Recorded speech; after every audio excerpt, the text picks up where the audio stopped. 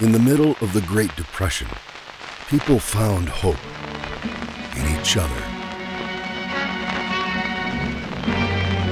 Once I built a railroad, made it run, made it race against time. Once I built a railroad, now it's done, brother, can you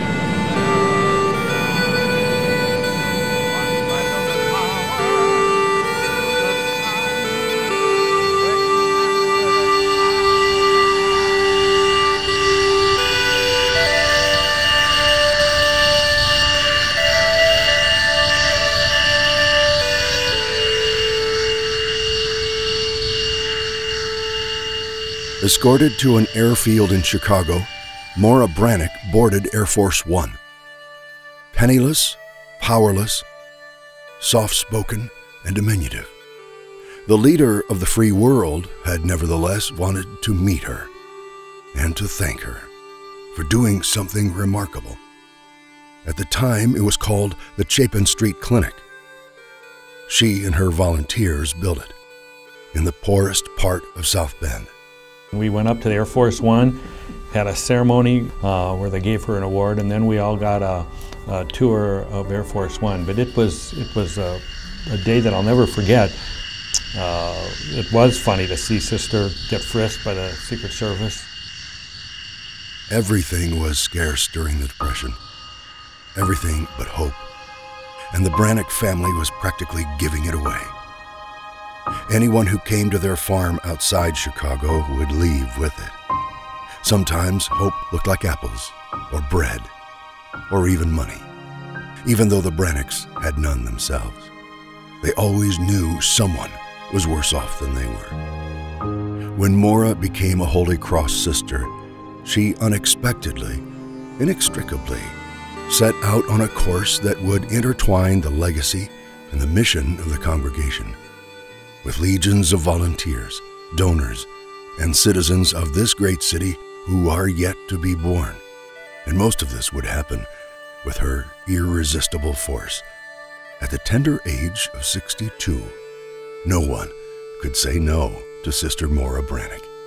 I was on the St. Joe board, and Sister Maura talked about her vision for a clinic that would serve the community of those who had nowhere else to turn. She has such a vision about the needs of the underserved, and she's a catalyst for other people. And she always says, I don't do this by myself. This is not about me. And I think that is her gift. She brings people together and helps them recognize the need and mobilizes them to do it. And one of the questions was, well, where are you going to get the money, Sister? And she said, well, from you guys. And I don't know that anyone has ever had the guts to tell Sister Maura no, but I wasn't going to be the first. She's in a long tradition of people just like her, people with vision, people with big hearts, and people who know how to get things done. Since I've become bishop here, and I've seen the mission of St. Joseph Regional Medical Center, and I'm very impressed by the fidelity to the Catholic mission that includes health care for the needy. You know, we've always been seen as a rather pragmatic, practical congregation as we've tried to live the gospel and serve the needs of people. And Maura's in that long line.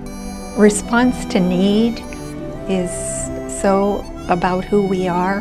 The clinic was built, rebuilt, and then built again, all in the same poor neighborhood, all under the watchful and protective eyes of a neighborhood motorcycle club called the Naptown Riders. Well, they kind of put her under their wing. They had a real sixth sense, so they knew what was happening over in our clinic without even actually coming over all of the time. And Sister and Sonny, who was the head of the Naptown Riders at the time, were very good. They'd go out for lunch together, and they really had our back. Maura would have nothing to do with the film honoring her.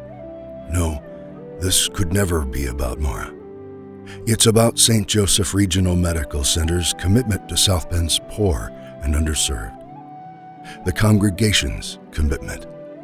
It's about you, the hundreds of volunteers, the millions of dollars in support from friends, and other local organizations like South Bend Medical Foundation, who's donated millions in laboratory tests since the beginning, and the thousands of precious lives that are touched in real ways, year after year, day after day, with first-class, affordable medical care. There are so many people who have come from all different directions to be a part of it and to make it work. It's a calling to just say, what can I do to help improve the health, psychological health, the dental health, the medical health of this place, because then everybody's going to be better. The staff at Chapin Street are incredible human beings with big hearts. I think that's what Catholic healthcare is all about. I'm sure the inspiration 25 years ago by Sister Maura is her faith, and especially faith in the words of Jesus in the parable of the Last Judgment. Whatsoever you do to the least of my brothers and sisters, you do to me. And we always remember that when we serve the sick or those who are down and out in life for whatever reason, we're serving Jesus.